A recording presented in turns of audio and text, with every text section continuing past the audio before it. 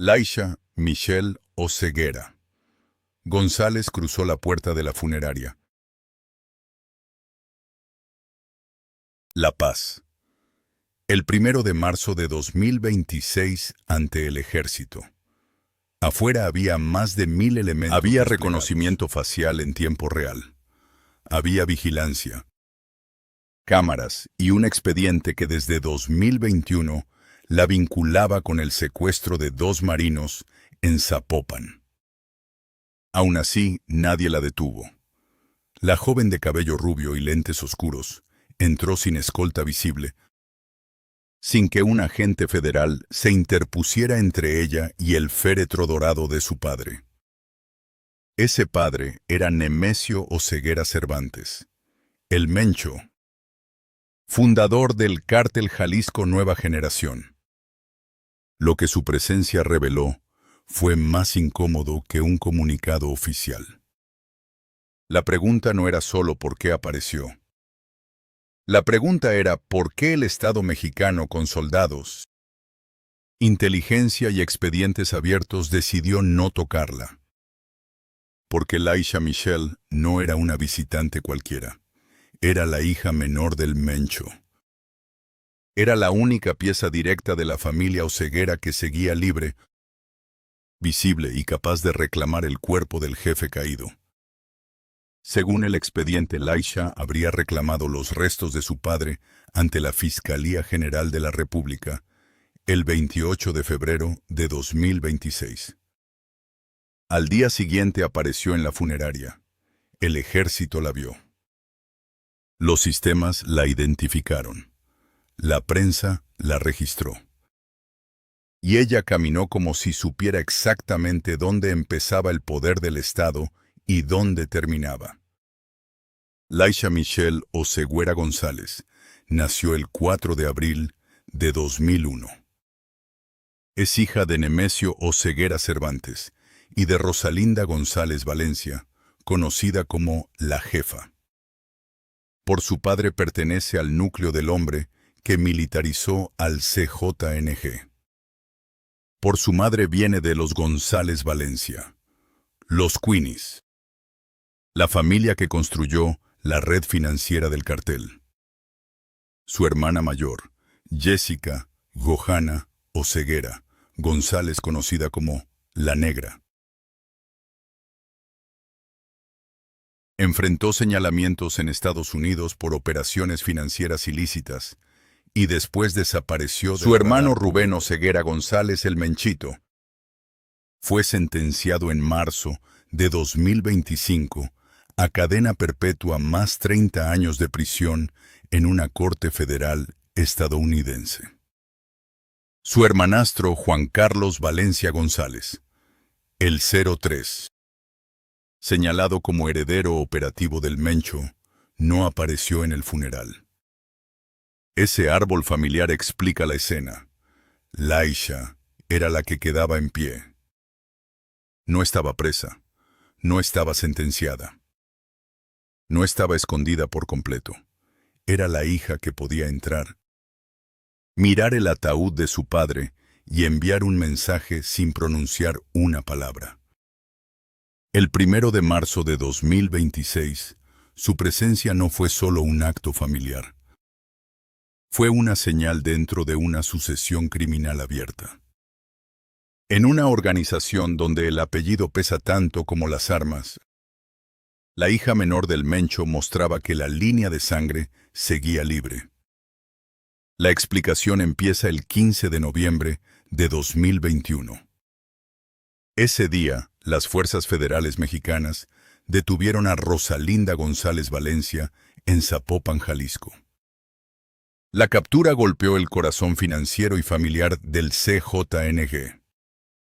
La respuesta llegó en menos de 24 horas. 2 elementos de la Secretaría de Marina fueron secuestrados en Zapopan, afuera de un Walmart, dentro de una camioneta Jeep. La operación fue descrita como demasiado rápida para ser improvisada y demasiado específica para no llevar un mensaje. Si el Estado tocaba a la familia tocaba al Estado. Los marinos fueron encontrados con vida días después en Puerto Vallarta. Las autoridades señalaron entonces a 2 personas como presuntas autoras intelectuales del secuestro. Una era Laisha Michelle. El otro era Cristian Fernando Gutiérrez Ochoa. El Guacho, su pareja sentimental. El Guacho no era presentado como sicario común ni como jefe de plaza. El expediente lo describía como operador financiero de alto nivel. Movía dinero, construía estructuras corporativas y trabajaba donde la economía formal podía mezclarse con fondos criminales. Además, era hijo de José Luis Gutiérrez Valencia, vinculado antes al cartel de Sinaloa. En ese mundo, una relación sentimental puede ser una alianza entre familias, dinero, protección y rutas. Por eso el Guacho junto a Laisha importaba tanto. Era una conexión entre sangre, finanzas y estructura criminal. Después del secuestro de los marinos, ocurrió un detalle revelador. De acuerdo con información usada en el proceso judicial de El Guacho en Estados Unidos, el Mencho habría ayudado a su yerno a escapar de México. Para hacerlo, habría difundido entre sus propios contactos la versión de que el Guacho había sido asesinado. Una muerte falsa para proteger a un operador que sabía demasiado. Esa maniobra muestra el valor real que el Guacho tenía para la organización.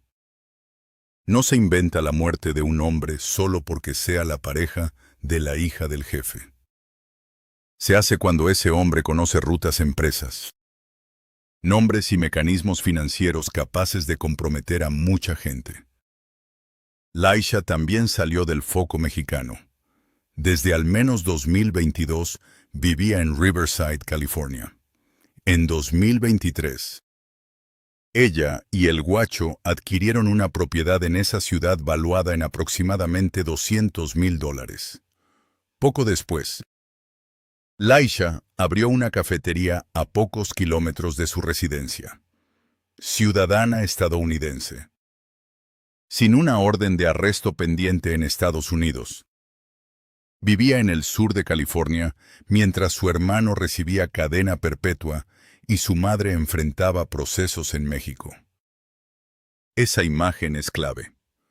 Una hija del Mencho viviendo en California con negocio propio, una pareja bajo investigación y un apellido que abría puertas y encendía alarmas. Pero lo más importante era la defensa legal que había construido en silencio. Desde 2017, Laisha sostuvo una batalla jurídica contra el Estado mexicano. No en el terreno de las armas, sino en el de los amparos, suspensiones y recursos procesales. Esa fue su trinchera. Su defensa obligaba al Estado a probar cada acusación con hechos específicos. La primera gran batalla fue por una propiedad en Tijuana.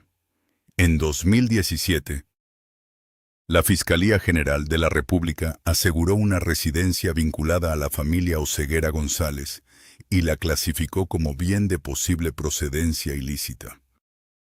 El proceso duró casi 5 años. En febrero de 2024, un juez de Baja California falló a favor de Laisha. El argumento de sus abogados fue preciso. La propiedad había sido adquirida cuando ella era menor de edad, así que no podía responsabilizársele por el origen del dinero usado por su madre.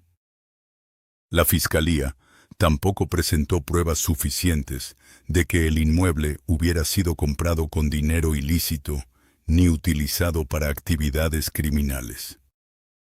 Y ser hija del Mencho no era por sí solo una prueba de enriquecimiento ilícito. Ese fallo creó una barrera poderosa. El apellido no basta, la cercanía no basta. El beneficio familiar no basta.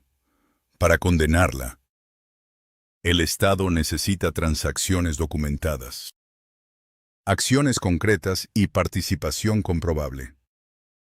En noviembre de 2024, el Departamento de Justicia de Estados Unidos capturó a El Guacho en territorio estadounidense. En junio de 2025, él se declaró culpable de conspiración para lavado de dinero ante una corte federal en Washington.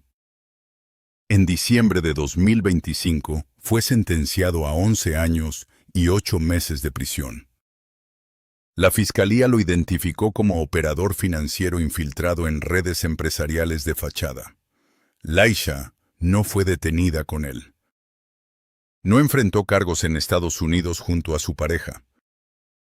En enero de 2025, consiguió en México una suspensión provisional contra detenciones por delitos que no ameritaran prisión preventiva.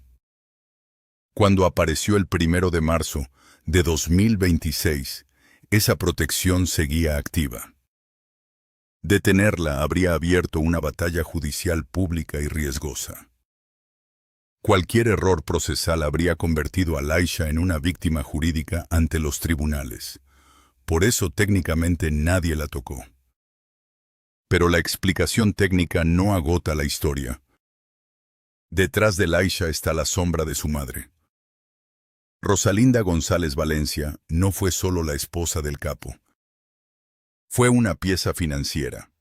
Venía de los Queenies, una familia que entendía que el poder de un cartel no se sostiene solo con armas, sino con dinero que entra.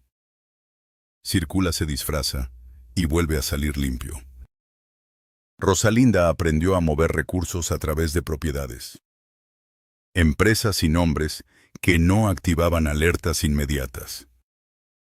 Ese modelo permitió que el CEJNG creciera. La violencia abría espacio. La red financiera lo consolidaba. Y Laisha creció viendo ese modelo desde dentro. Por eso Laisha no puede leerse como jefa de plaza. No hay señales de control militar ni mando territorial. La pregunta es otra. Puede convertirse en lo que su madre fue para el Mencho, una pieza financiera, una figura de legitimidad familiar, una persona con apellido, movilidad, ciudadanía y protección legal. En 2009, cuando el Mencho fundó el CJNG, Laisha tenía 8 años.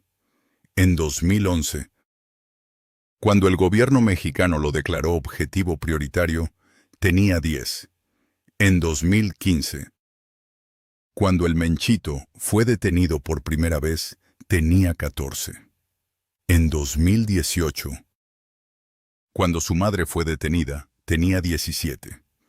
En 2021, cuando su nombre apareció ligado al secuestro de los marinos, tenía 20. Nunca conoció una versión de su familia que no estuviera perseguida por México y Estados Unidos. Eso no la absuelve. El secuestro de 2 marinos tuvo víctimas reales. Las redes de lavado sostienen violencia real. Pero Laisha nació dentro de una historia que no eligió, y desde niña aprendió que su apellido era escudo y condena. La ausencia de el 03 hizo la escena todavía más fuerte. Juan Carlos Valencia González, señalado como heredero operativo, tenía razones para no aparecer. Su presencia habría activado otro nivel de riesgo. Pero su ausencia dejó un vacío simbólico. El hombre con poder de campo no estuvo. La hija con el apellido sí estuvo. Ahí está el dilema de la sucesión. El 03 puede tener células rutas y experiencia, pero no tiene el mismo peso de sangre directa. Laisha tiene el apellido Oseguera, pero no el mando armado. Uno tiene poder operativo, la otra tiene legitimidad familiar. Si negocian, el CJNG podría recomponerse. Si chocan, podría abrirse una fractura interna. No hay prueba pública de que Laisha y el 03 estén coordinando una estrategia. Lo que sí existe es una señal visible. En el único evento donde el clan podía mostrar unidad después de la muerte del Mencho, él no apareció y ella sí. Esa ausencia y esa presencia dicen más que muchos comunicados. A partir de ahí se abren 3 escenarios. El primero es la retirada. Laisha cumple con reclamar el cuerpo de su padre. Aparece en el funeral y regresa a Riverside, a su vida en California y a una defensa legal diseñada para mantenerla fuera del radar activo. En ese escenario, se convierte en una nota del expediente, no en una operadora central. El segundo escenario es la fachada. Laisha usa el apellido, la experiencia heredada de los González Valencia, la formación indirecta junto a El Guacho y su libertad de movimiento para convertirse en soporte financiero de la facción que controle el CJNG, no en público, no con un cargo formal, no con una firma visible. Exactamente como ocurrió con figuras que fueron más poderosas en la sombra que en cualquier organigrama. El tercer escenario es el error. Laisha da un paso mal calculado. Una transferencia, una empresa, una comunicación, una operación que la DEA o la Unidad de Inteligencia Financiera puedan documentar con precisión. En ese momento, los amparos dejan de ser suficientes. Porque ya no se trata de sospechas heredadas, sino de hechos nuevos. Hay una última pregunta sobre Tapalpa. ¿Qué sabía Laisha antes del 22 de febrero de 2026? No hay base para decir que entregó información ni que participó en el operativo. La pregunta es si escuchó señales de que el cerco sobre su padre estaba cerrándose, si lo supo tarde, o si el Mencho recibió avisos y decidió ignorarlos. No hay respuesta verificable, pero sí hay un hecho.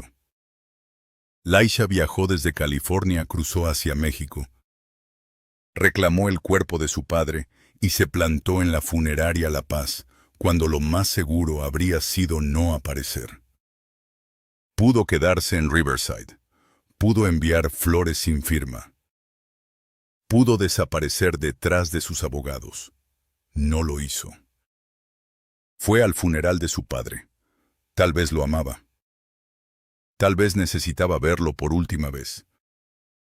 Tal vez entendió que si nadie de la sangre directa aparecía, la historia interna del cartel se escribiría sin ella. Tal vez fueron las 3 cosas al mismo tiempo. Nada de eso borra los señalamientos ni elimina a las víctimas. Pero vuelve más compleja la imagen que los titulares redujeron a una frase. Laisha Michelle Oseguera González no es únicamente la hija del Mencho. Es una mujer de 24 años nacida en el centro de una historia criminal que no eligió. Puede abrir una cafetería en Riverside. Puede acumular amparos en Baja California. Puede tener ciudadanía estadounidense. Puede argumentar ante tribunales que el apellido no es prueba. Pero no puede desprenderse de lo que ese apellido significa para México, para Estados Unidos. Para el CJNG y para los enemigos de su padre. Por eso la escena del 1 de marzo de 2026 importa. No fue solo una hija entrando a un velorio. Fue la última heredera libre de la línea Oseguera apareciendo frente a un Estado que la observó y no la detuvo. Fue el recordatorio de que en la historia del narco mexicano no todo el poder está en las armas. A veces está en un apellido, a veces está en una firma legal. A veces está en una mujer que sabe esperar mientras todos miran hacia los hombres armados. El Mencho murió. El Menchito está condenado a cadena perpetua más 30 años. Rosalinda enfrenta procesos. El Guacho cumple 11 años y 8 meses. El 03 no apareció. Elisha Michelle caminó hasta el féretro dorado sin que nadie se atreviera a detenerla. Ese es el expediente que sigue abierto. La hija que entró al funeral. La mujer que el ejército vio pasar. La heredera que todavía no decide si su futuro será retirada fachada o caída. La última oseguera libre con el apellido completo. Con las preguntas intactas y con un lugar inevitable en la guerra silenciosa, por lo que queda del CJNG.